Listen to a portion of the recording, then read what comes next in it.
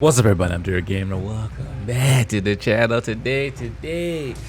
Back to some more Monster Hunter Rise. You guys saw the title. Yes, it is true. Attack got buffed in Monster Hunter Rise. So now the question is which one is better? Is Attack better or Affinity better? So what I'm gonna do is I'm gonna do a breakdown of both of them, so you guys to see which one I decided to go with early in the game. You guys will have more information, so you can make the ultimate, most juiciest builds.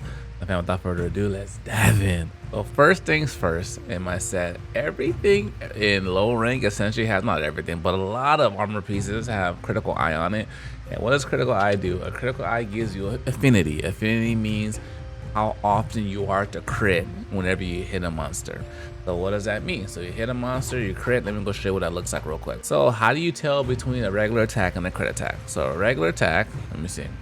A crit attack is going to have like a little red glow and a different sound compared to a regular attack. See, the first one was the critical beast, so you saw the red slash on it. The second was not. So let me see. Boom, that's a critical. There's a red slash.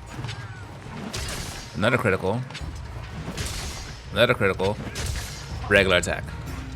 So in Monster Hunter World, there used to be a star under your number to let you know if it's critical or not. In this game, it took it back to generations. That wasn't a critical. It does that red slash. So 24 damage, get a crit 49 damage. So that you can see the damage is astronomically different than the non-critical. So critical, non-critical attack, 30, 29, 30, 29, 40. Non-critical. I'm not getting any crits right now. And the amount of times you crit when you're attacking depends on what your affinity level is. So now let's get back to what affinity means. So if you look at this helmet, if you have 1 star, 1 level affinity gives you 1 level critical eye, gives you 5% affinity. And you can go all the way up until level 7 where you get 40% affinity. So that means if you do 10 strikes, 4 of them are guaranteed to be a critical attack. So in this game, critical attack is stronger because it gives you a percentage above your attack. So attack is good to have high attack damage if you want a consistent damage number, but if you want to hit that big numbers, the goal is to get as much critical as affinity as you can in general. So as you can see, I'll break down my set right now. I have 60% affinity. So you might be wondering, how does that work? So essentially, if I hit a monster 10 times, 6 of my hits are gonna be critical, means I'll do more damage over just doing consistent regular attacks. That makes sense. So how did I get to this 60% affinity? Well, if you notice, my weapon, I always pick weapons that have affinity on them, have 30% affinity. And since I'm early in the game, I don't have that many skills outside of critical eye to increase my affinity. But you can increase affinity a couple of ways early in the game. You can do the weapon, you can do the skill, or you can do ramping up. If you guys haven't encountered ramping up yet, that's a feature that allows you to kind of augment your weapons in this game. So that's another way you can get your affinity up and do some major damage. And augmentation increase, you get access to it pretty early in the game. I believe in 3-star quest after your first rampage quest. So do that, and it gives you the ability to increase your damage or your affinity even more. Let's look at these pants real quick. Attack boost 1. So in World, everybody was like, attack boost 4, you don't need it, you don't need it. Just get to level 4 because at level 4 it gives you additional 5% affinity plus the raw attack damage increase. But in Rise, what they did is something that's absolutely beautiful. So in Rise, what happens is with attack boost, level 1, 2, 3 gives you the standard raw attack damage increases. When you get to level 4, you get attack 5%, meaning we're now talking percentages numbers. So now it's a conversation of which one is better overall: high consistent damage over all of your attacks or affinity. But the ultimate goal is to max out both of them. So you just do disgusting damage. You have high attack plus critting on top of that. High attack means just doing crazy numbers. When you get to level 7, you get 10%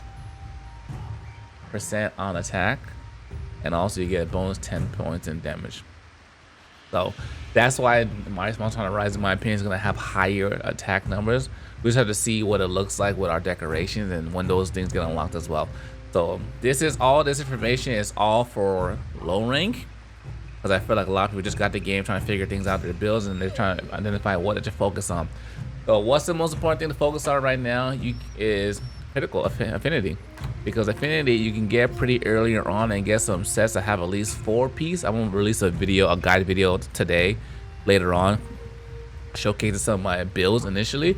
But before I went into that video, I wanted to kind of do a breakdown of what Affinity is, what attack boost is, and which one you should focus on if you're doing DPS builds. So this attack boost getting increased by percentage is gonna be really good for high damage weapons. Like Greatsword is gonna love it. Seeing that attack percentage increase is gonna be gross. Also, Charged Blade, Split Axe, all the heavy hitting weapons. Even Longsword is going to really benefit from it because Longsword is a DPS. Even though the number is not as great as Greatsword per attack, but you're hitting it a lot more often, so you're doing some nasty damages. And the speed runs are going to be cool because this game forces you to play so aggressively. It's going to be really cool to watch. So attack boost got increased as well. I'm super excited for this because this is literally a game changer. So now I can't wait to see what you guys think, what you're going to prioritize in your sets. When you get to, I believe, star 4 or 5 quests, you start getting some sets that allow you to take advantage of the attack boost 4 and higher, but it's not until you get some decorations that you can start going bananas with all the stuff equipped. So just to recap, I chose Affinity starting off. There's stronger weapons out there, but if I'm not critting, then it's not going to benefit me as much. I'm not going to do more damage. So now there's another thing, some other weapons I'll show you right now. Next quick thing is, how do you identify as a weapon that's good? Well, it depends on what you're really going for. So you want to make sure all of your decisions are aligned in terms of like what you're focusing on. So if I'm focused on Affinity, I'm going to try and go towards a weapon that's going to give me more Affinity starting off. So this one's 120 attack. 140 attack is higher, but the Affinity is lower. Let's see, I'm gonna try and find a good one. So this one is example, -10 Affinity. So like, why would I choose this weapon? If the attack was higher, or if I had a way to offset all the Affinity, I could do that. Or if I want to take advantage of elemental damage. So for me, I like raw damage builds because I don't necessarily want to use a weapon per monster. I like to just have one weapon that's beats on everything. I know a lot of people focus on elemental weapons, but right now I've been doing just fine just going through the game with my current weapon setup I have right now. So if you have 5 Affinity, that's pretty good, not bad. But the best one you want to get started now would probably be the Kulu sword, which you can get pretty early. It gives you 10 Affinity and green sharpness and 100% attack. But for me, if I'm going Affinity build, I'll go this way. Now, if you're going the opposite way, say you want to go attack, I want to focus on not Affinity, I want to get attack. In that case, I'll focus on something like this.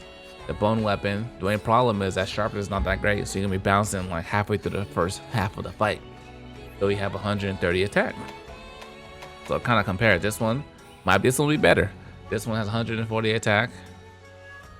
At 140 attack, the only problem is negative Affinity. So if I'm not worried about critting at all, I will just use attack with this weapon and just rock with it, because that 10% increase on this one is another 14 damage raw damage on it, which could be higher than critting, but crit's always going to be the way. Now armor sets, I'm going to have a build video coming out, like I said, later on today.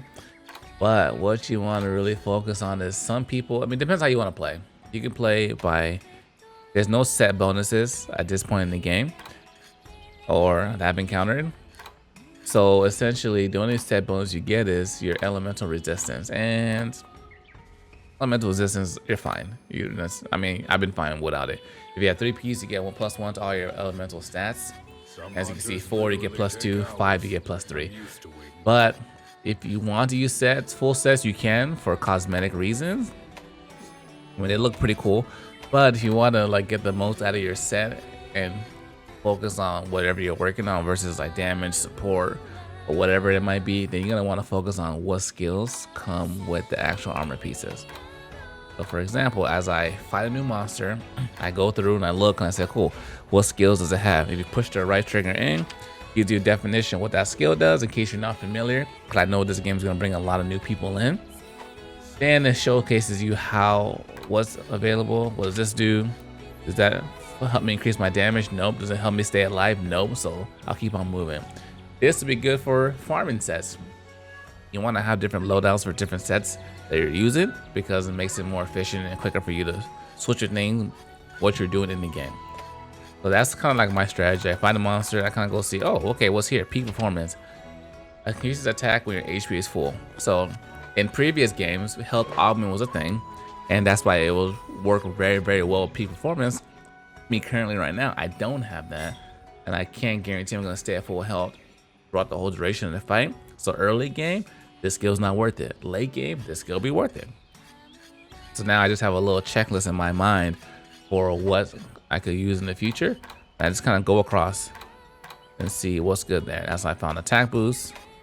Also too, make sure you're farming everything you see, every mine spot, every plant, because sometimes you get skills like armor pieces just based off that as well. A critical eye, constitution. So this is kind of the strategy like you would want to do. For example, if I'm gonna get that elemental weapon, I can get ice attack. So what does ice attack do? Increases elemental ice power, and attack has a maximum limit. So you get level 1 gives you +2 all the way across, and level 3 you start getting percentages, and the max level you can get is level 5, which gives you +20%. So that one sword we saw that had 12 ice attack, it will increase that by 20%, and it gives you a bonus 4. So essentially you'll have 16 times 20%, which would be your new ice damage, which combines with your raw attack, which would be lethal against a monster that's weak to ice. So that's kind of how that works, and that's the way to do it. So with your sets, you don't want to get married to the full set. You want to kind of mix and match your pieces. And don't worry, even though my boy is not looking as crispy as he can look, there's layered armor, and layered armor allows you to disregard what armor aesthetics you're looking and override it.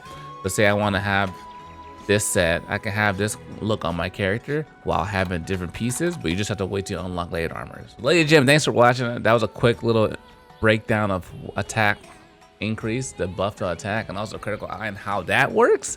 As we get more skills, as we get more deeper in the game, get more we'll make more builds and showcase some of that stuff. Make sure you guys subscribe, because I got lots and lots of Monster Hunter Generation content coming up. From builds, showcase, monsters, solo runs, all kinds of stuff. My family, till next time, dear gamers, signing out.